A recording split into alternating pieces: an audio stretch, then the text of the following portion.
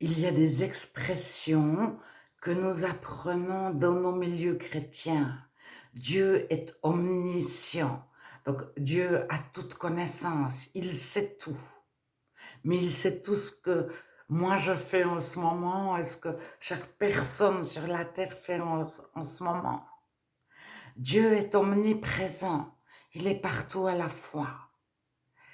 Euh, et Dieu est omnipotent. Et la Bible est la parole de Dieu, etc. C'est des choses qui sont affirmées, répétées en boucle. Et comment on arrive à y croire?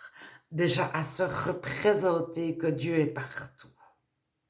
Alors, la physique quantique nous explique qu'une particule, je ne sais pas si ça s'appelle une particule, si vraiment c'est le bon terme, peut être à plusieurs endroits en même temps. Et on essaye de se représenter. Alors, le son, c'est beaucoup plus facile à se représenter. Le son, si je téléphone à quelqu'un qui habite en Tunisie, depuis ma Suisse, si je dis bonjour, en Suisse, quelqu'un à côté de moi entend bonjour, et en Tunisie, au même moment, on entend bonjour. Et si je fais un téléphone avec plusieurs personnes en même temps, une personne au Chili, une personne en Tunisie, une personne en Inde, je dis bonjour en Suisse. Et dans le monde entier, on entend mon bonjour, ceux qui sont connectés avec moi. Alors, la radio, par exemple, qui fonctionne avec des fréquences, qui n'est pas un fil. Si on émet un son, on crie, et qu'on envoie une fréquence dans l'atmosphère, autour de la Terre, n'importe qui est proche peut avoir une petite antenne et entendre ce qui a été dit de cette radio-là, en se branchant sur la bonne fréquence. Alors la fréquence, c'est simplement pour dire que la courbe, elle fait comme ça, ou elle fait comme ça, ou elle oscille un tout petit peu. Et il y a des courbes qui oscillent un tout petit peu, qui oscillent plus, etc. C'est la radio. Si vous ne savez pas ce que c'est que la radio, et le téléphone, c'est de l'électricité à la base. C'est un fil de cuivre. Et vous parlez, le fil de cuivre propageait votre voix plus loin. Et quand vous dites bonjour chez vous, celui qui habite 3 villes plus loin, il entend bonjour en même temps. Et avant les téléphones portables, le téléphone relié par le fil de cuivre, vous mettiez un haut-parleur, les 10 personnes autour de vous qui écoutaient au haut-parleur, vous entendez dire bonjour. Mais les 10 personnes de l'autre ville qui écoutaient au haut-parleur entendaient aussi dire bonjour. L'Internet n'existait pas, le Wi-Fi n'existait pas. Alors, maintenant, il existe la fibre optique qui a remplacé le cuivre. La fibre optique, c'est de la lumière. Vous prenez la Genèse, vous ouvrez au chapitre 1, et Dieu dit, et la lumière fut. Dieu dit, c'est le son, c'est la fréquence, c'est les vibrations. Et la science est arrivée à la conclusion que tout est fréquence et lumière à la base. Dieu dit, et la lumière fut. C'est la première chose qui est créée bien avant le soleil. Alors, la physique quantique, moi je ne l'ai pas apprise à l'école et j'ai découvert que bien avant ma naissance, elle avait déjà été expliquée. Alors, elle s'est comprise avec les mathématiques. Et ça fonctionnait très bien avec les mathématiques, mais les personnes n'arrivaient pas à se représenter comment. Et le Big Bang, mais c'est très facile. Alors les scientifiques vous donnent des grandes explications. Déjà, ça s'appelle plus Big Bang, il y a d'autres termes, parce que, etc. Mais alors ils vont vous expliquer que tout est parti de rien. Alors le rien, on vous donne un chiffre, déjà pour comprendre le chiffre. Vous perdez le fil si vous n'avez pas l'habitude d'écouter un mathématicien parler ou un physicien parler. Au moment où il dit le chiffre pour dire c'est parti d'un petit point qui est plus petit que ce que vous pourriez faire avec la pointe d'un crayon sur votre feuille. C'est un tout petit point qui est beaucoup plus petit que ce qu'on pourrait dessiner sur une feuille avec un crayon le plus petit point possible. Alors, en mathématiques, ils donnent des chiffres, etc. Mais un enfant et puis une personne qui n'a pas fait des mathématiques ou de la physique au niveau poussé, jusqu'à ce qu'il réalise que le chiffre veut dire, le scientifique, il a déjà dit une phrase de plus. Alors, comment tout a pu partir de rien? Je vous l'ai déjà dit, mais c'est très simple, vous allumez une torche, il n'y a rien, il fait nuit. Vous allumez la torche, tout est éclairé tout de suite. Donc, la première chose que Dieu crée, c'est la lumière. Il n'y a rien, vous allumez une torche, il y a de la lumière. Alors, tout dépend de la grandeur de la torche ou de la lampe. Alors, où est la lumière? Ça aussi, elle est partout. Elle est de la torche. Mais elle est à des kilomètres ou à des centaines de mètres. Tout dépend de la grandeur de la lampe. Et elle est partout entre. Elle est partout à la fois. Alors, c'est ce que la physique quantique explique. Potentiellement, la particule peut être partout si elle ne rencontre pas d'obstacle. Elle peut être là, là, là, mais ça n'existe pas, elle va rencontrer des obstacles, etc. Ben, la lumière, vous mettez votre main comme obstacle sur votre lampe, et puis vous voyez qu'il fait nuit de l'autre côté de votre main. Enfin, vous mettez n'importe quel obstacle, vous mettez votre Bible, et il fera nuit derrière votre Bible, si vous éclairez avec une lampe de poche. Donc, les maths expliquent que les particules peuvent potentiellement, c'est-à-dire sans obstacle, peuvent être là, là, là, là, mais s'il y a un obstacle, donc de la réalité. Alors, ils expliquent ça d'une façon qu'un enfant ne comprend pas souvent.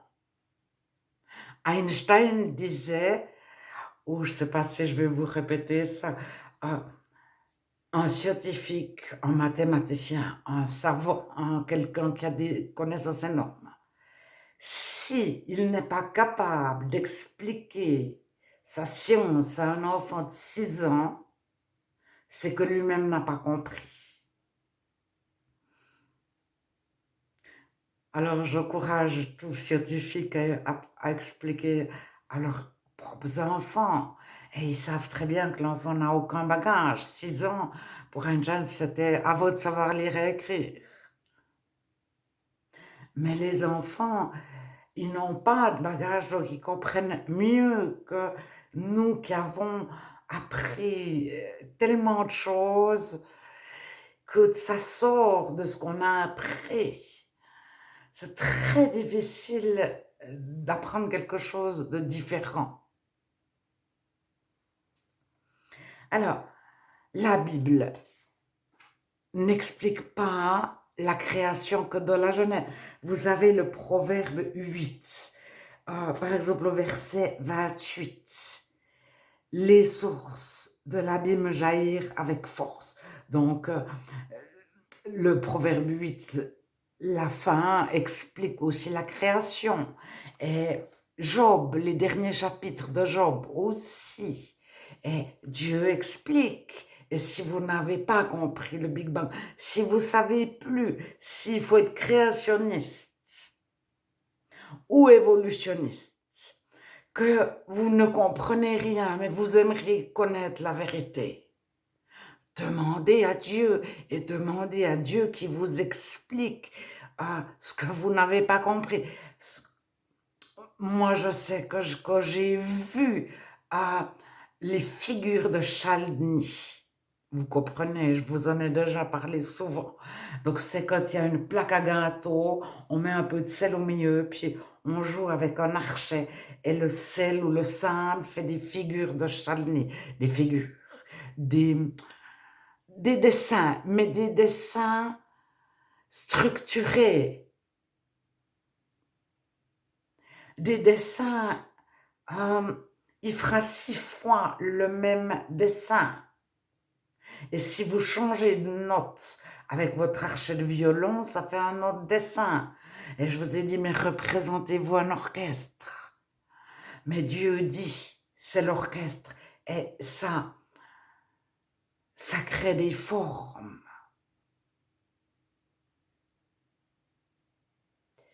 Et je voulais dire que Job, il était droit et juste devant Dieu, mais il connaissait très peu Dieu. Il pensait, il avait une idée de Dieu et il faisait juste par rapport à l'idée qu'il avait de Dieu.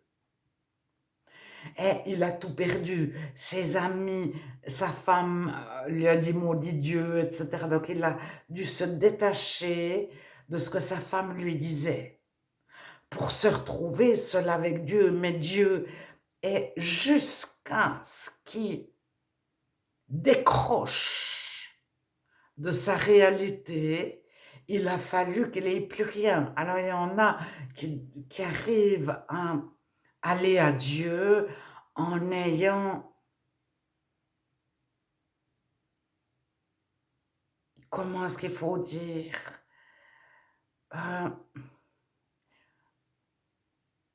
ils ne se tournent pas premièrement vers leurs amis ou vers leurs femmes. Bon, mais les amis, je crois qu'ils débarquaient tout seuls pour visiter Job. Mais Job aurait pu ne pas les recevoir. Ou entre deux visites, il aurait pu se tourner vers Dieu. Mais je parle pour moi. Si Dieu ne vient pas nous chercher, est-ce que de nous-mêmes, on pose des questions à Dieu? Est-ce que de nous-mêmes, on le cherche? Alors, on veut bien avoir des réponses, on veut bien utiliser Dieu quand on en a besoin, puis après, alors surtout, on veut vivre sans toi. Maintenant que tu nous as expliqué deux, trois choses, ou que tu nous as sorti notre situation, ou que tu as agi selon notre demande, on a fini de prier, on n'a plus besoin de toi. Et ce que je voulais dire, c'est que plusieurs personnes dans la Bible, quand ils arrivent à une relation avec Dieu, que ce soit de le Proverbe 8 ou Job ou au début de la Genèse, ils posent des questions. Mais qui sommes-nous? Pourquoi on existe? Comment le monde a été créé? Alors, en fonction de ce que la personne peut comprendre, si c'est un enfant de 6 ans ou un enfant de 12 ans, Dieu va y expliquer.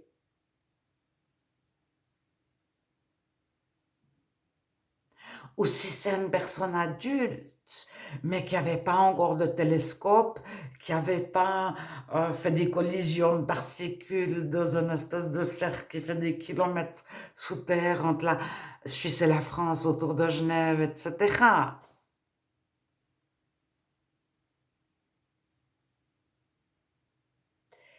Et il y a eu toute une époque où on montrait Dieu comme quelqu'un de sévère, qui était un juge, le Père, ça veut dire le juge. Si vous retrouvez dans les évangiles, en Matthieu 23, n'appelez sur terre personne Père, un seul est votre Père.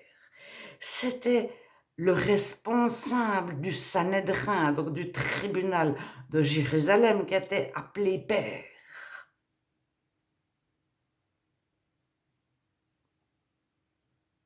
Donc n'appeler sur terre personne Père, ça veut dire personne juge. Alors,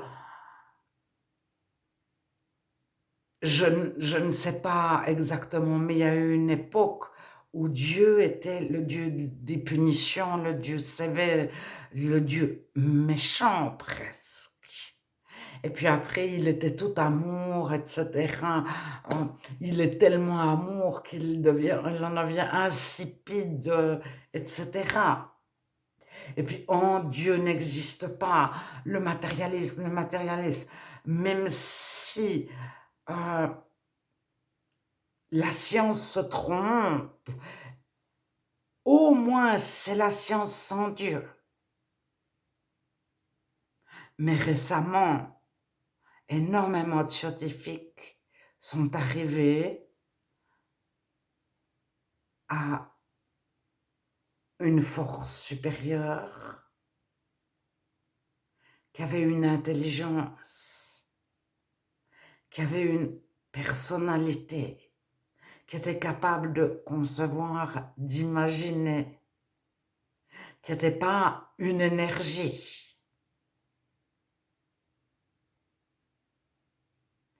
Et Dieu se révèle à nous si nous avons des questions, même si à l'école on n'a jamais rien compris à ce que notre prof disait, on peut dire, mais Dieu, montre-moi par des choses simples.